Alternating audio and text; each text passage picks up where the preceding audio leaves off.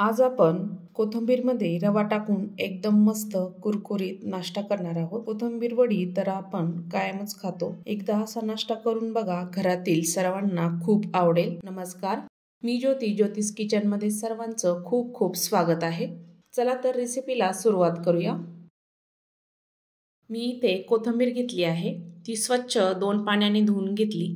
त्यावरची माती निघून जाते, त्यामुळे स्वच्छ अशी धुवून घ्यायची आहे। कोथिंबीर आपण बारीक बारीक अशी चिरून घेणार आहे। मी त्यामध्ये काड्या घेतल्या आहेत, त्या कवळ्या आहे म्हणून घेतल्या। कोथिंबीरच्या काड्या जर निब्बर असतील, कडक असतील तर घेऊ नका, नुसतं पानं घ्यायची आणि छान अशी चिरून घ्यायची आहे।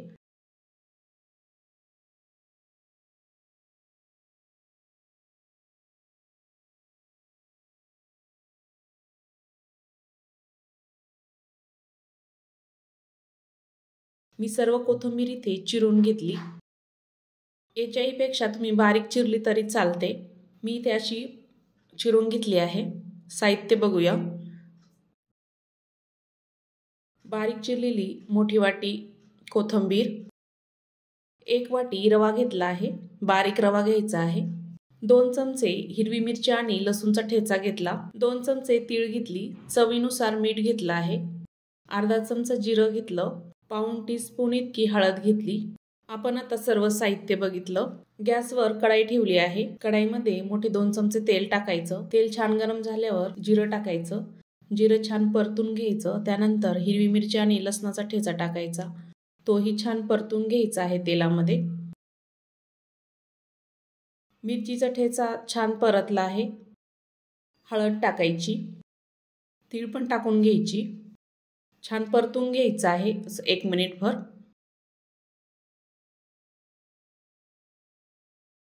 छान परतला आहे, त्यामध्ये चिरलेली कोथिंबीर टाकूया। कोथिंबीर आपण छान याच्यामध्ये परतून घेणार आहे। 1 मिनिटभर छान तिला अशी मऊ करून घ्यायची आहे।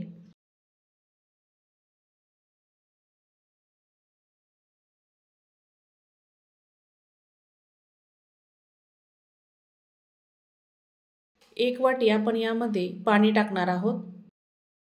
फुल वाटी भरून इथे पाणी टाकायचं आहे।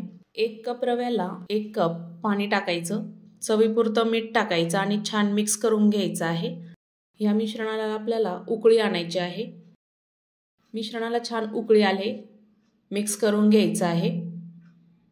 रवा टाकून घ्यायचा। गॅस आता आपल्याला कमी ठेवायचा आहे आणि छान रवा त्यामध्ये मिक्स करून घ्यायचा। सर्व गोळे झाले असेल ते फोडून घ्यायचे। शिजून घ्यायचा आहे रवा छान असा। अशा पद्धतीने खूप छान होता हा नाश्ता, मस्त लागतो। बुडापासून छान खालीवर मिक्स करून घ्यायचा आहे, एकजीव करून घ्यायचं, म्हणजे त्यामधले गोळे गिठोळ्या असतील त्या निघून जातात। आता जरी रव्यामध्ये पाणी कमी वाटत असेल, पण वाफेनं हा रवा छान शिजतो।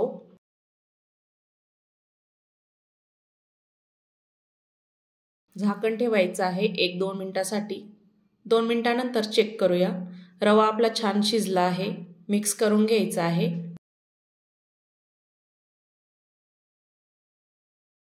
तयार झाला आहे, रवा छान शिजला आहे। ज्या कोथिंबीरीच्या ताटामध्ये मी कोथिंबीर चिरली होती त्यातच मी हे मिश्रण टाकून घेणार आहे। थोडं पांगून द्यायचं आणि त्याला मिश्रणाला थंड होऊ द्यायचं आहे। 10-15 मिनिटं वाट बघूया। 10-15 मिनिटानंतर मिश्रण आपलं छान थंड झालं। छान मळून घ्यायचं, एकजीव करून घ्यायचं आहे। थोडं हाताला तेल लावायचं आणि छान असा गोळा तयार करून घ्यायचा या पद्धतीने।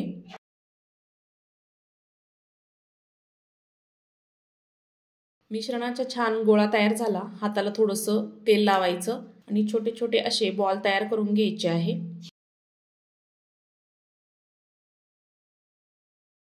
या पद्धतीने असे छान गोल बॉल तयार करून घेतले। सर्व बॉल मी असेच तयार करून घेणार आहे। छोटासा गोळा घ्यायचा आणि छान असा गोल तयार करून घ्यायचा।